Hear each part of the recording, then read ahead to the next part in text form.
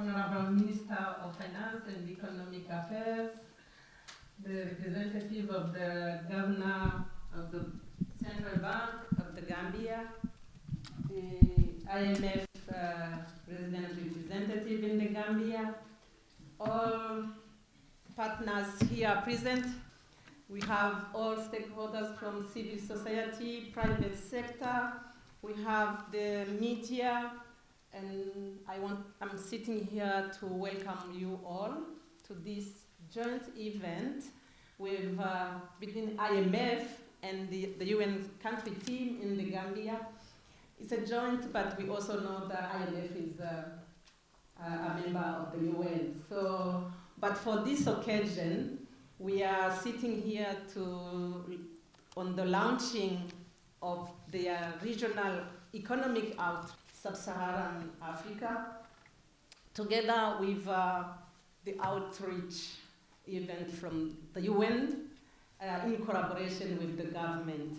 So my role as UN resident coordinator in the Gambia, I'm here to welcome you all, to thank you for coming, but also to really call for vibrant participation today to this event, which is addressing a key issue in the Gambia for the time being. We all know in the recent years that the world has witnessed unprecedented challenges in the form of climate change. We face the COVID-19 pandemic and the unfortunate Russia-Ukraine war, which have directly and indirectly affected the lives and livelihoods of people across the world, with the Gambia being no exception. And in recent months, inflation has increased faster and more persistently than previously anticipated, pushing up the prices of essential commodities such as food, fuel, and fertilizer, which comprise a significant part of the country's imports. The high cost of living continues to affect millions of people with regards to realizing their basic economic, social, and cultural needs. For example, acute food insecurity, which has negative implications on access to food. Additionally, the high cost of living could weigh on economic growth and undermine social and political stability, as witnessed in several countries in the region. Given the global crisis and the situation in the Gambia, the United Nations country team, in close partnership with the IMF, wanted to hold this dialogue with various stakeholders in the Gambia to discuss the cost of living and collectively discuss possible ways of addressing it.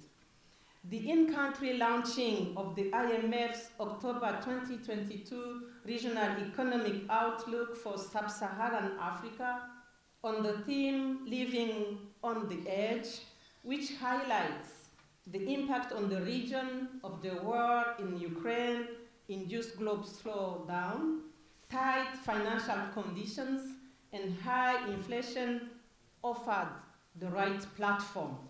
I'm optimistic that after today's deliberations, we will be ready to build more prosperous, greener future for the country and the world. I thank you all for your kind attention and welcome again to this event. Thank you.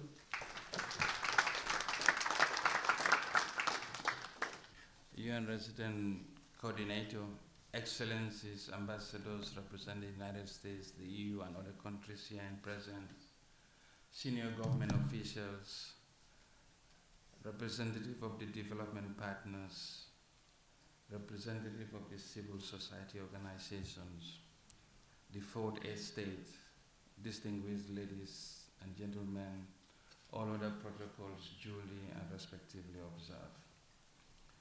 It is my pleasure to grace this occasion and to welcome you all as the IMF launches this crucial and timely regional economic outlook. The themes living on the edge and managing the high cost of living and food insecurity in the Gambia can not be more relevant under the current economic conditions as we grapple with the shocks of the Russia-Ukraine war without having fully recovered from the shocks of the COVID-19 pandemic, resulting in higher commodity prices. As the living costs surge across the globe, with the sub-Saharan Africa not an exception, this has exerted triple impact on society and governments across the region. First, the rising cost of basic essential commodities has eroded gains in the social safety nets. Secondly, increased the cost of government projects and programs, as well as eroded the much needed revenue to support the critical public service delivery in the low-income countries. These challenges have been further exacerbated by the monetary policy reversals in the advanced economy, principally the United States, putting undue pressure on all currencies, particularly the Gambian dollars. It must be noted that the United States dollar has strengthened against all major currencies, and the Gambian dollars is not an exception. That being the case, we import 90% of our consumption, and the increased inflation is mainly through imported inflations. This is further strengthened by this week tightening of the Fed by 75 basis points. The ongoing surge in food and energy prices are impacting the region's most vulnerable, and the public debt and inflation are at elevated levels not seen in the last couple of decades. This has left many countries, particularly the Gambia, with a very narrow base and precarious options. Yet, the government of the Gambia remain committed to structural reforms that will engender the turnaround on the rising level of vulnerabilities and increased risk of debt distress.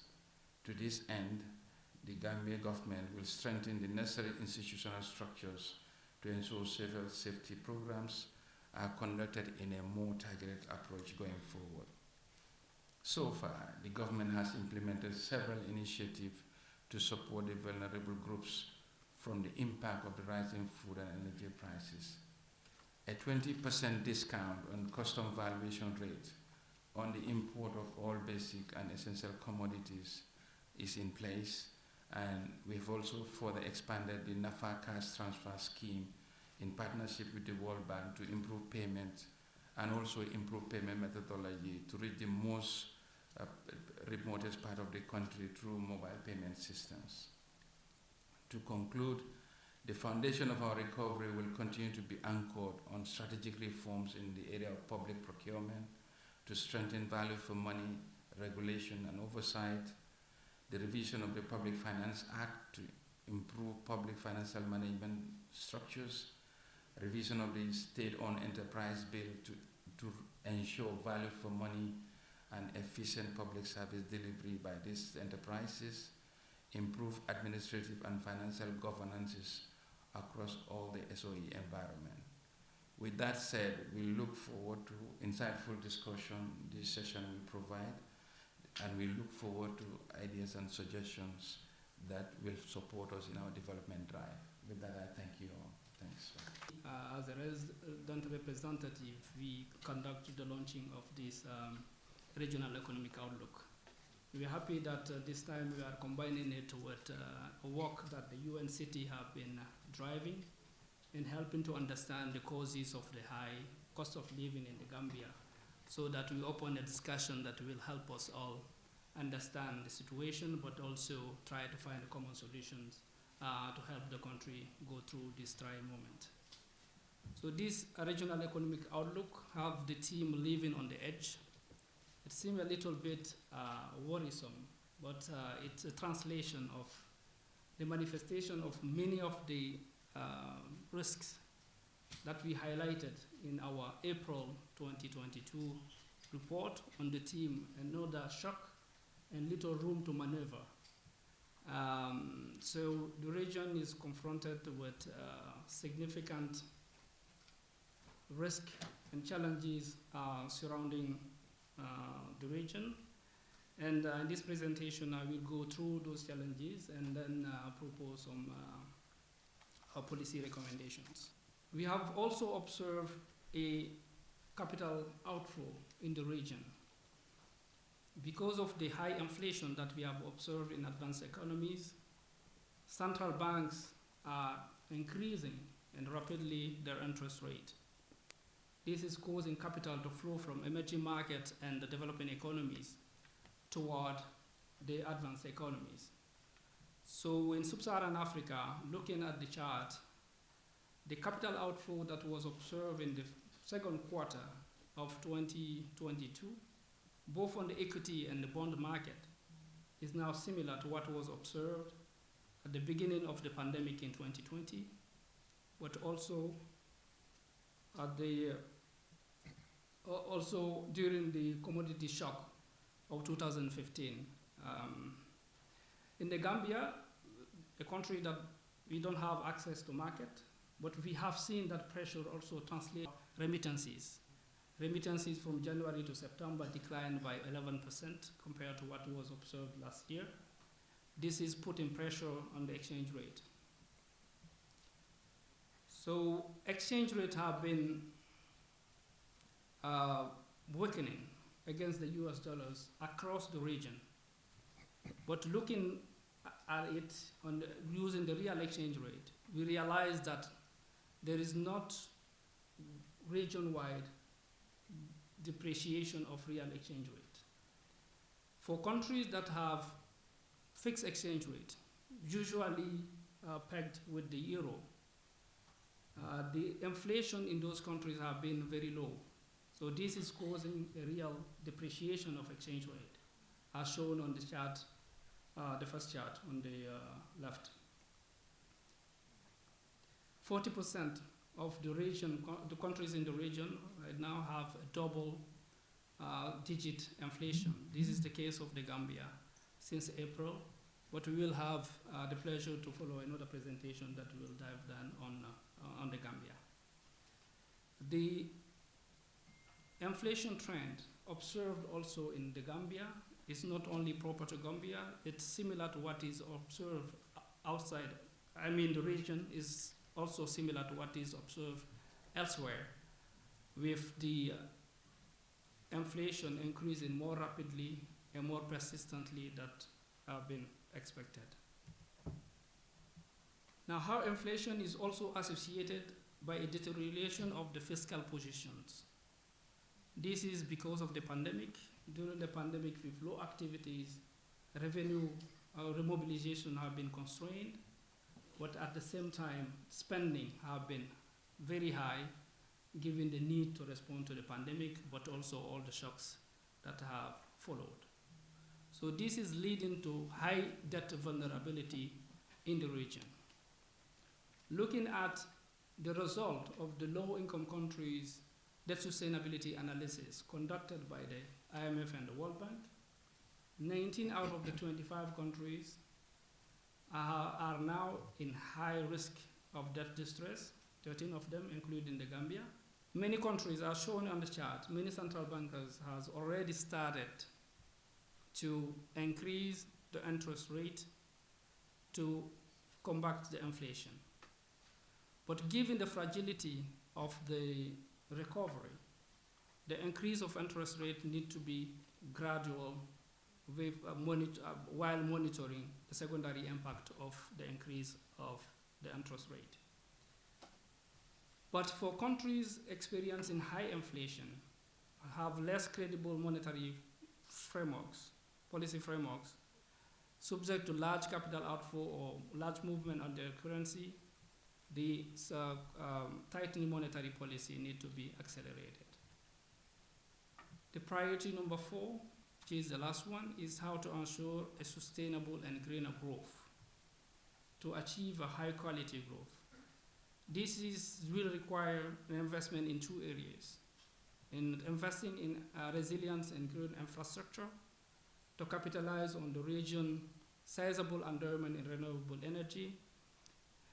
And the second is how to improve the condition for private sector development. And all this will require an international support to finance the climate adaptation, because the need for climate adaptation in Africa is large, 30 to 50 billion per year.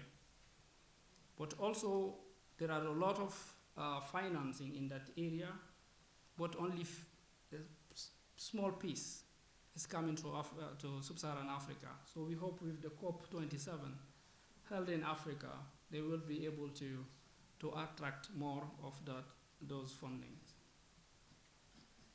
Now, still on international solidarity, for the IMF, we have been doing a lot. As shown on the map, we have program with disbursement with all the countries that are shaded in light blue, which is around 22 countries. And we are in program negotiation with 12 countries, those are in orange. We provided in the last 3 years, between 2020 and 2022, about 50 billion US dollars, including the SDR allocation that take almost half of it.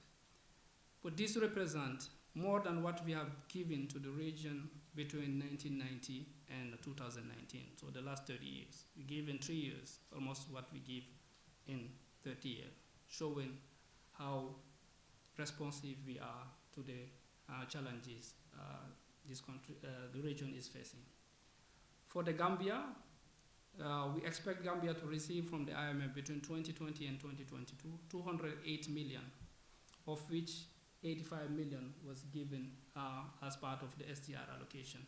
Part of it was used to help support urban development in the Gambia.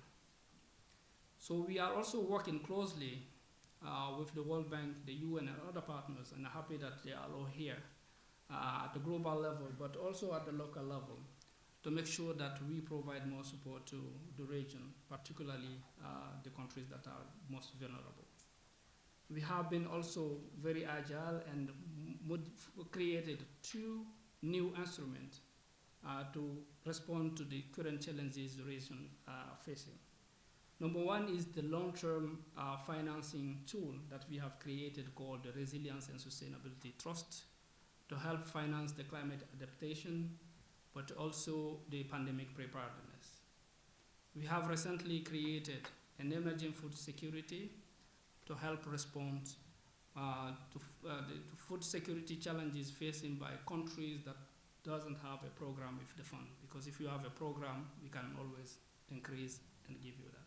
So I will stop here and thank you all for your attention, and I'm looking forward for a fruitful discussion. Thank you. It was in similar times like this that that's times of uncertainty and miseries, that the greatest thinkers known to man made their observations about society and about how political and economic order was not only achieved but also maintained.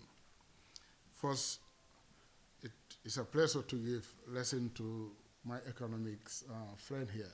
First, it was Adam Smith during the Industrial Revolution, amid time of child labor, disease, extreme poverty, just like ours, that he expounded on his concept of the invisible hand, about how automatically there is a balance between supply and demand.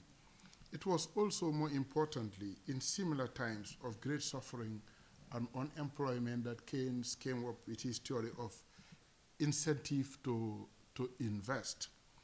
And he expounded that where necessary, the Treasury then in England can put banknotes in bottles and hide them all around the country so that people would go around finding this thing and be paid for it, just to ensure that there is employment at the bottom of the economic pyramid.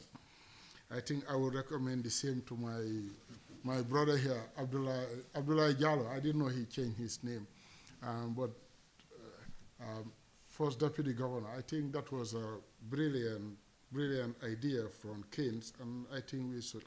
But more importantly, Keynes recognized that the overall macro environment, government has a big role to play. The free market is not very free. And he determines that there are 2 important things that influence the environment where our environment, where business operates, that is fiscal policy and monetary policy. After the Second World War, of course, the Bretton Woods institutions, IMF, World Bank, that have invited us here today, were formed, and they have contributed greatly to the reduction of poverty all over the world, especially in Asia and in China mainly. What I'm trying to explain in this very long introduction is that people are creative only when they are uncomfortable. Being at the edge is an opportunity to reinvent ourselves and think about new ways of doing things. It is said that necessity is the mother of invention, that people are creative when they are uncomfortable.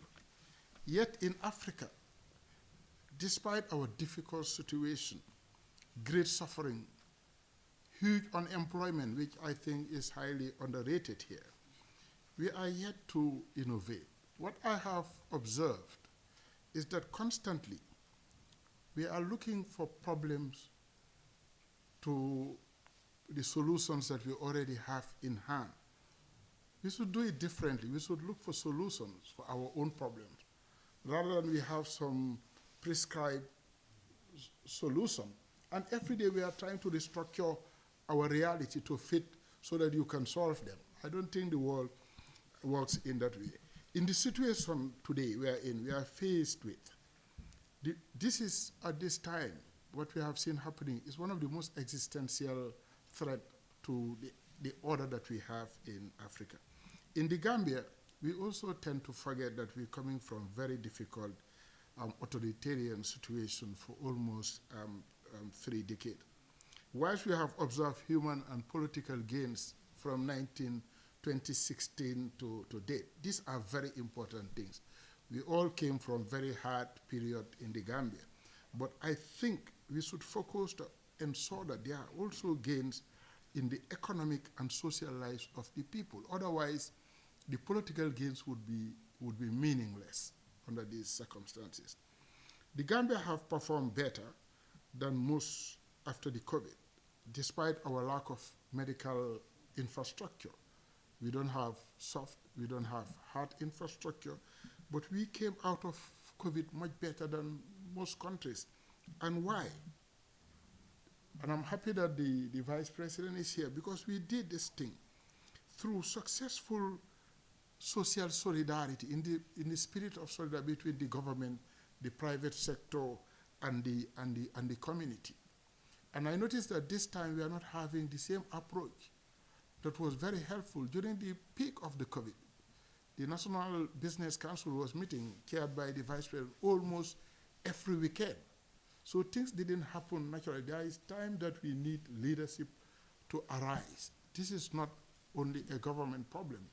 Where we are is also the problem of the community. I just wanted to say that this is just a truism that every society produces their own specific vulnerability. The vulnerability we have today is that the standard of living is very low. Therefore, any type of thing that happens in the market, any variation affects people in a big way. Therefore, our big challenge is the eradication of poverty together with our partners. And this I summarize in four things. One, the high inflation rate, especially food inflation. 2, the high unemployment rate. 3 is the supply chain constraint. And 4, energy insecurity.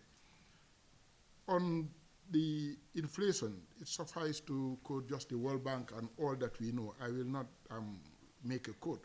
40% of Gambian import is mainly oil and minerals, oil related. And all these things come from the CFA zone. If you look at today, all our petroleum imports, they come from either Abidjan or from Togo. So I'm just saying that if you make that observation that most of the dollar pressure that we're looking for is to spend it in CFA zone, I mean, then we should think maybe we should just join the CFA zone. No, that's just. But I'm just saying that there are numerous opportunities to innovate. And times when people are uncomfortable, times like this are beautiful times to have studied economics, because the next Bernard Keynes is waiting to be born, and we hope that he'll be born in the Gambia.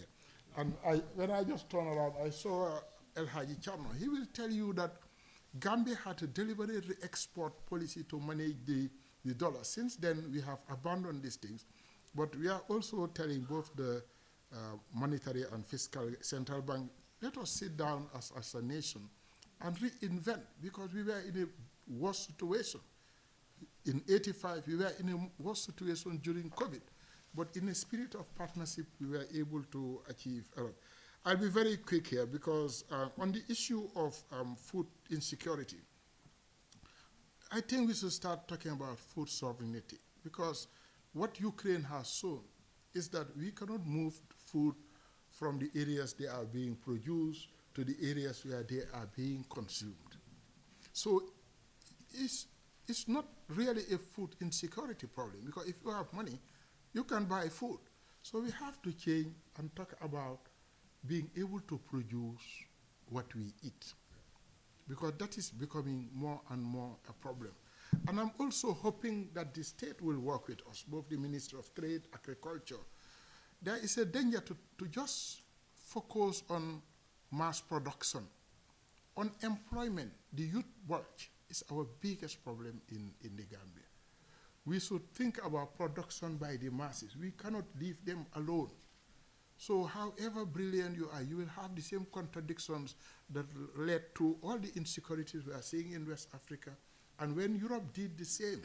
Also, so let us try to empower our people to have a living, rather than finding only mechanisms to be able to feed them, where they will not have the buying power to buy those foods that will be produced locally. It tantamounts to the same thing.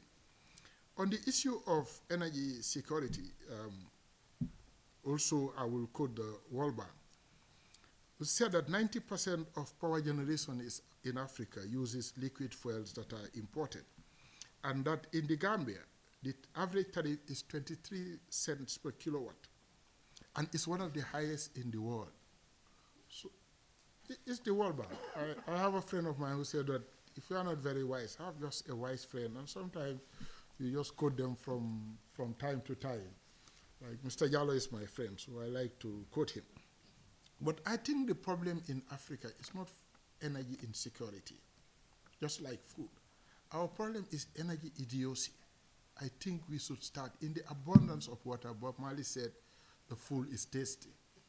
We have so much sunshine that it is shameful that we are talking about an energy problem. What energy problem? We are in the midst of the biggest energy supply in the world. So I'm just also saying the government must adapt, because I don't know, I want to say things without preference. Off-grid and microgrid solutions all over. We stop having street lights using electricity. We even pay people to stop to have solar lights in their home. We have to manage this energy demand in a way that we have abundance that is free. And just to conclude, I was just saying that yes, we should focus on eating what we grow, change our food pattern, and growing what we eat. It doesn't have to be rice or anything. Thank you very much. Putting into perspective the realities we face as a people and as a nation. Today we understand that we are in difficult times. We see a picture of gloom and despair. Like a broken record, we continue and have heard and continue to hear of the devastating impact of COVID-19 and the Russian and Ukrainian war that has wreaked havoc upon our world, and most especially upon our dear motherland, the Gambia. We the people understand all that. We understand that it might and will even get worse.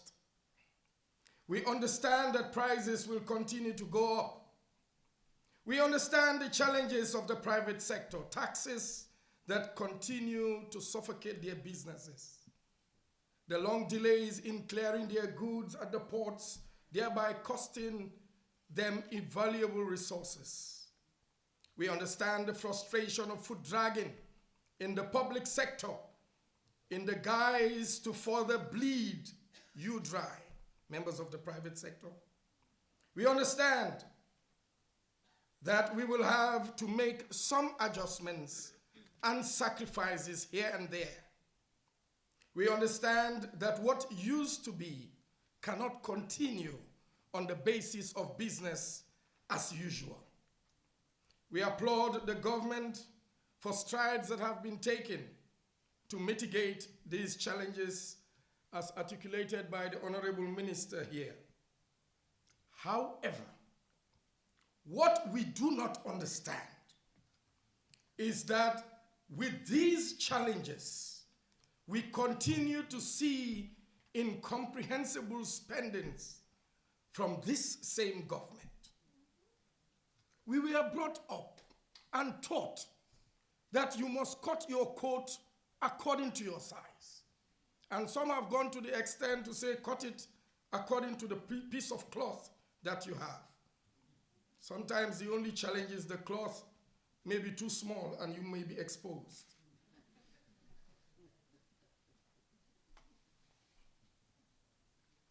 But it makes no economic sense to be facing these bleak realities, yet we see travels that go beyond the roof.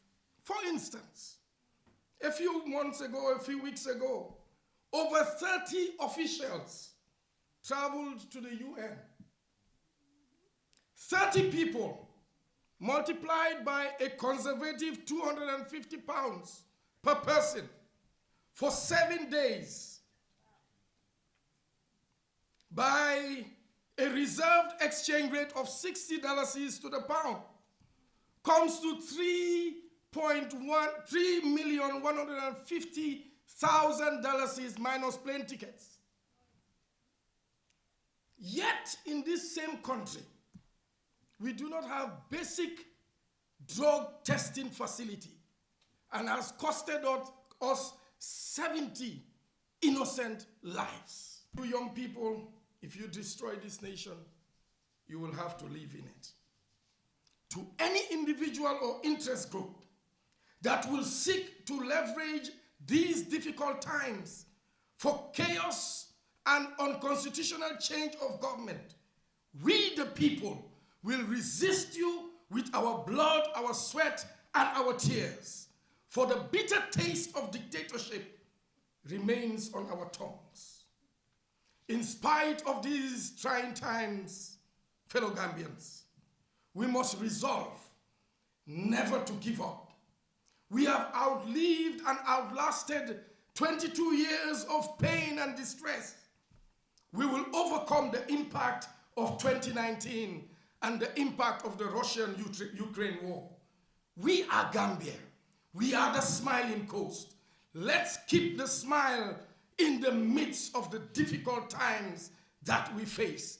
We will overcome. This too will come to pass.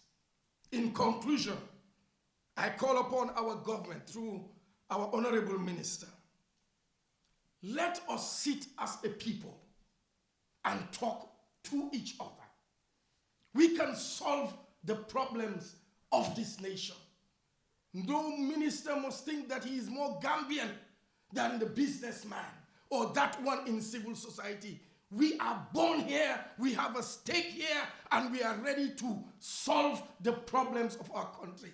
Let's sit together and speak as a family, as a people. We have called for a national dialogue to reprioritize and to chart a way forward. Let's do it together for love of this country, because this is our motherland and we love the Gambia. Thank you for your kind attention. My name is Malin Book. I'm here to represent Guarantee Trust Bank Gambia. This is an important session. So much information has been shared. I have a question that will go to the Minister of Finance. If you look at the situation in the Gambia here, speakers have said it, rising food costs is going up, and most of the importers in this country are non-Gambians. What is the government of the Gambia doing to support local businesses, especially those importing food commodities? Today I'm representing UNIDO at this meeting. I want to first congratulate all the presenters, especially the joint presentation of WFP and FAO for the data that they have given and the recommendations that they have made.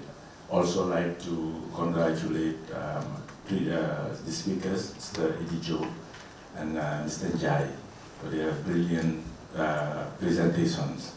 I have just two things. One, I want to borrow from Mr. Luanga, who talked about the future, what we should do.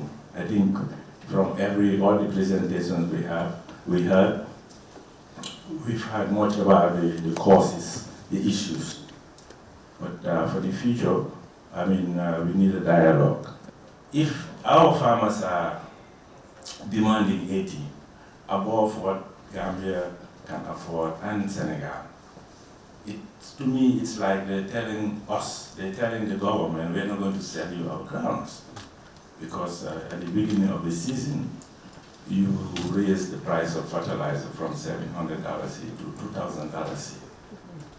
So in this case, and knowing the significant importance of groundnut and exports in general to our economy and foreign exchange earnings, what plans do you have to mitigate this looming problem? Thank you. President Coordinator and the Minister, Honorable Minister, spoke about the vulnerable groups. I would have liked to hear more about, specific on women and youth. And I looked at the data and it says that 44.3% of the Gambian economy is in the informal sector, and that represents $4 billion. We also heard from our WFP and FAO colleagues that in most cases, people are taking away from their assets, which means that at some point they won't even be able to be in the informal sector anymore. And it would mean a collapsing economy, going even further down. So that would be my suggestion. We have piloted about a year ago. We've opened a pilot scheme at the Ministry of Trade, where it was a tripartite arrangement. We piloted with a Gambian entrepreneur, with the government, the Ministry of Trade, with the Ministry of Finance, and a commercial bank to support a Gambian entrepreneur to import essential commodities. It was market driven. We led the commercial bank to vet the individual or prospective businesses, and they came out with a pick. We went ahead to issue a government support letter to that effect, and an LC was opened to the tune of more than $25 million for the importation of rice, sugar. Unfortunately, the pilot did not succeed because the entrepreneur did not have the wherewithal. And literally, we believe the bank must have missed their credit assessment. So, but this scheme is still ongoing, and one aspect of this is we have a problem of credit vetting in the country, because for a bank to vet a credit and it goes collapse, particularly in a pilot, but that is what it does. We must be very tolerant to risks and uncertainties, because we must experiment, and this was the first experiment, but not the last. We will continue to do that. The scheme continued, and the scheme was taken over by another entrepreneur.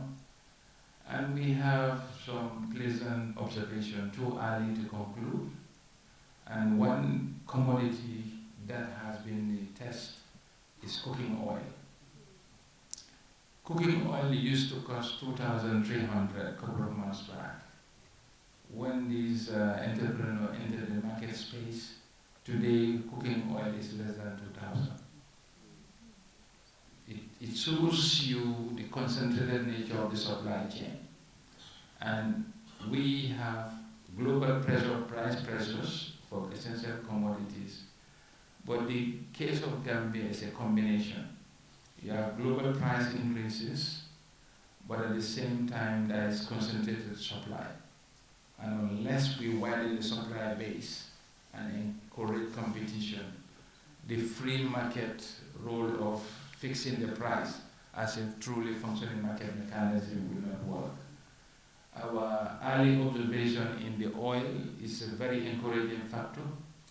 And in fact, as of yesterday, the feedback I got at wholesale level, the competition is bringing the price down to less than 1,700 at wholesale level. That shows you what we have done, and this experiment is going to continue. Not only that, the government, cognizant of the challenges, have made available an amount of more than $87 million from the reserves to support the importation of fuel and essential commodities in the last couple of months. And the targeted or the major beneficiaries of these were the oil marketing companies. Government has made, out of the 87 million, the oil marketing companies alone could receive more than 30 million.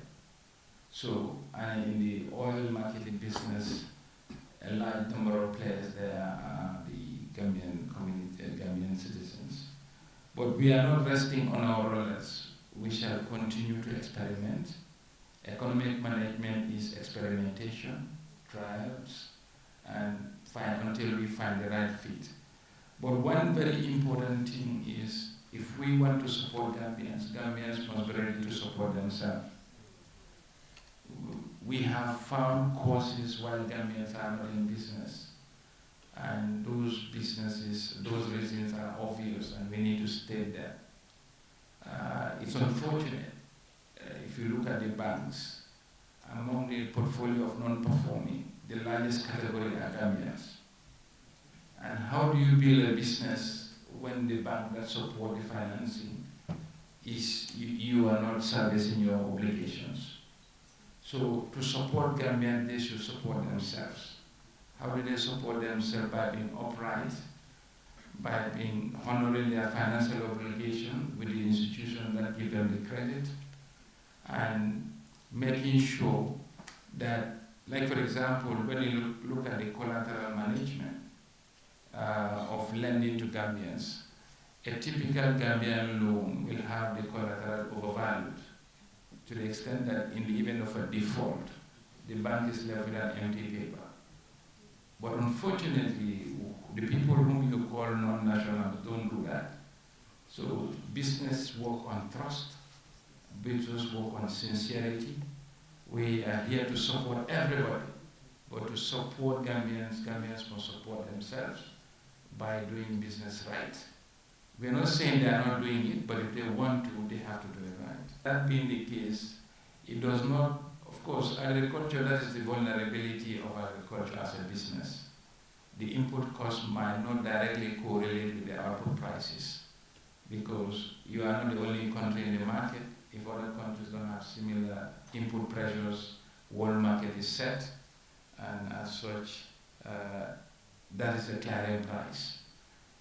Currently, even as of last year, the record ground prices were at subsidized prices. And I think I'll take time to explain the impact of agriculture sector on the physical space. The inputs are subsidized. Last year, we subsidized every bag of rice by more than 1,000. Prior to that, it was much more.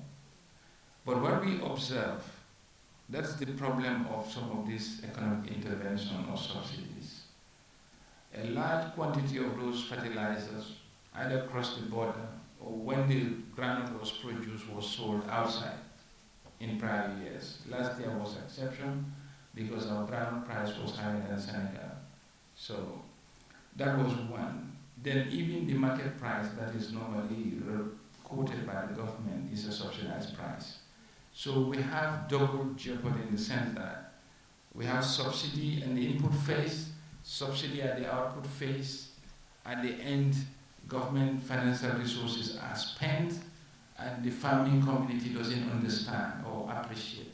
But of course, all of this is because we know these farmers, this is their only income in a year, and a subsidy of this nature in terms of supporting their agricultural productive activities in order.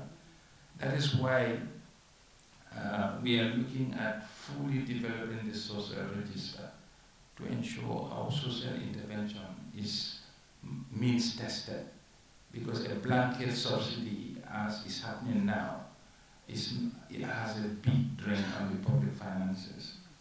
And it's a world market price driven, and the level of pressures on the public purse is very immense.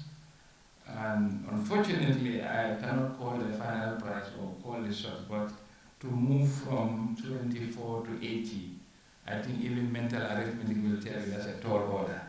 Thank you. Honorable Minister of Finance and Economic Affairs, UN Resident Coordinator, members of the UN country team and development partners, Your Excellency, former Vice President, Secretary General of the Government Civil Service, permanent secretaries, senior government officials, members of the private sector, members of the press and civil society organizations, as demonstrated by Mr. Njai, the person here shown here, distinguished guests, ladies and gentlemen. All protocols duly observed. Let me take this opportunity to thank the IMF and UN country team for organizing this particularly important event, and a timely one too. This event could not have come at a better time when economists around the world are encountering challenges of monumental proportions. As we've already heard, there are unprecedented times, and we are amongst them. And we in the developing countries are at crucial crossroads. The multiple overlapping and compounding crises are exposing the fragility and vulnerabilities of our economies and threatening to reverse decades of developmental gains. A painful combination of the effects of the COVID-19 pandemic, the war in Ukraine, the growing impact of climate change, rising debt levels, as IMF has mentioned here, commodity price shocks, as we've also experienced, and rising interest rates in advanced economies is causing enormous economic challenges and financial losses in the economy of developing countries, and also deepening the development challenges we are tackling. Now, the repercussions of the conflict in Ukraine in particular on global commodity prices created global supply chains and international trade disruptions. This has prompted global inflation to rise to levels not seen in recent times, with compounding impact on low-income countries such as the Gambia. Despite our limited resources, we were able to navigate the COVID-19 shock, as we have had mentioned numerously this morning. And this is because of the inherent resilience of the economy, combined with effectiveness of policies and interventions that the government and partners have embarked upon. And in this regard, we would like to thank partners like the IMF, the World Bank, the EU, African Development Bank, the US, among others. The economy avoided recession in 2020 and registered stronger growth rate of 4.3% in 2021, and is poised for even more robust growth this year. However, the unfolding war in Ukraine presents significant headwinds to these prospects, and these are proving very difficult to surmount. But we are positive that we will be able to surmount them in due course. As a net importer of food and energy, the gyration in global commodity prices continue to transmit into our domestic prices, pushing domestic inflation to 13.3% as of September 2022, something again not seen in the Gambia in the past 2 decades. This has triggered a dramatic rise in cost of living, making us vulnerable to food insecurity, as we've heard, as it is the poor that is the hardest hit. So we are also concerned about this. The terms of trade shock continue to negatively impact on our balance of payments. The current account balance deteriorated on account of rising import bill, reflecting surges in commodity prices, and partly because of the high cost of international shipment as well. Alongside supply side constraints, these developments created excess demand for foreign currency, causing an acute shortage and putting pressure on the dollar. And that, in part, Mr. Joe explains part of the problems that you have mentioned. But we can Excuse me, you can come to that later. Honorable Minister, distinguished guests, ladies and gentlemen. As policymakers, we understand the frustration and we feel the pain. As the Minister have said, we also go to the same markets. Honorable Minister, UN Resident Coordinator, distinguished guests, ladies and gentlemen. Collaborating with the private sector, that is the linchpin of growth. I think the more resilient, durable, inclusive economic growth for the Gambia is not impossible. All we need is to join hands, and we've had it this morning here. Let us join hands and work together and achieve this, this aspiration and harness the opportunity that this gives. And I unquote. Well, ladies and gentlemen, before I close, I just want to share my perspective on what I had mentioned at the beginning of this speech that I'm doing on behalf of the governor. That I have to respond to Mr. Job, to put the context. Mr. Job was my classmate in 6th form. So he, you know, the bright guys take engineering. So he's one of them, so they went engineering, and we took economics. We went, so now that's why I'm sitting here. But of course, he's about the brains of the Gambia. He's one of them who creates employment. He's bringing FDI, capital into the economy, and we really respect him. He's one of our colleagues that we really respect here. But Mr. Job, I have to disagree with you that there is an exchange rate policy that created the inflation.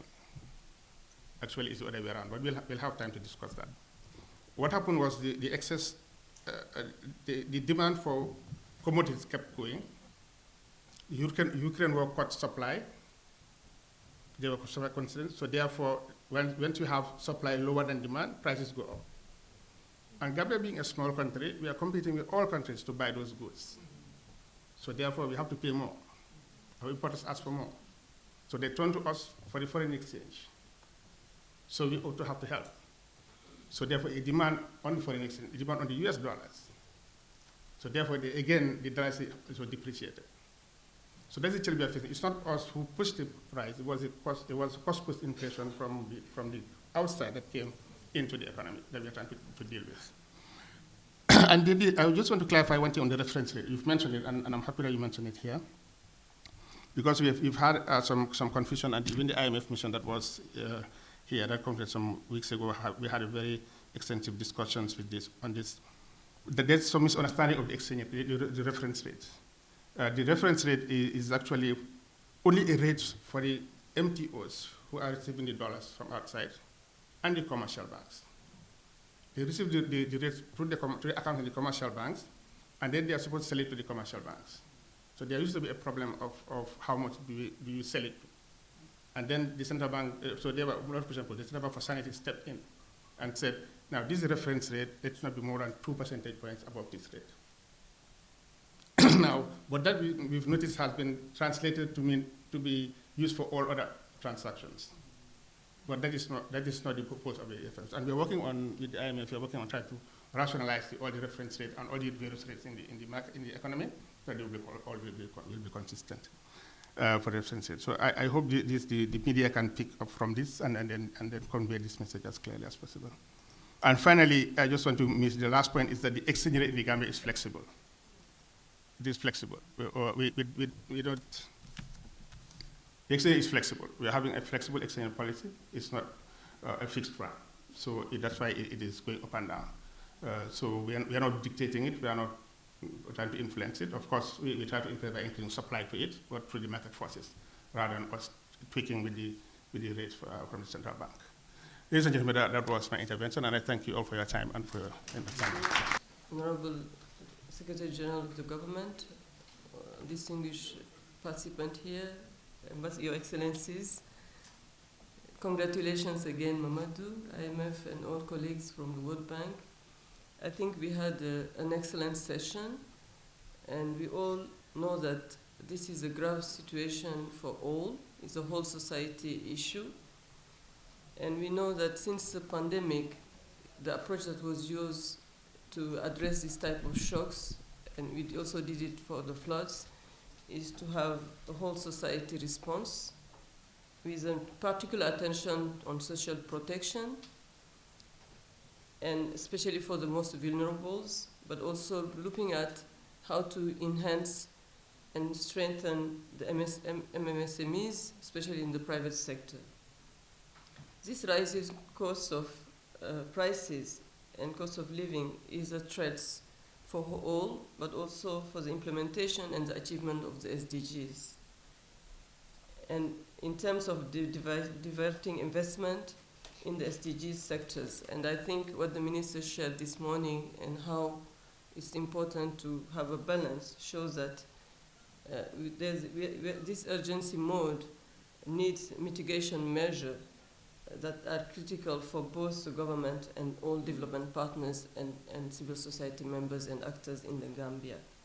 I would like to just conclude in noting that this policy discussion is only the start of putting key policy issues on the table, as I just mentioned, and the actual work, even if ongoing, requires us to now work more collaboratively, as some of our brothers and sisters said, in mitigating the impact of these rising costs of living on the Gambia people, especially the most vulnerable, the people living with disabilities, the women, and the whole society that is victim of this.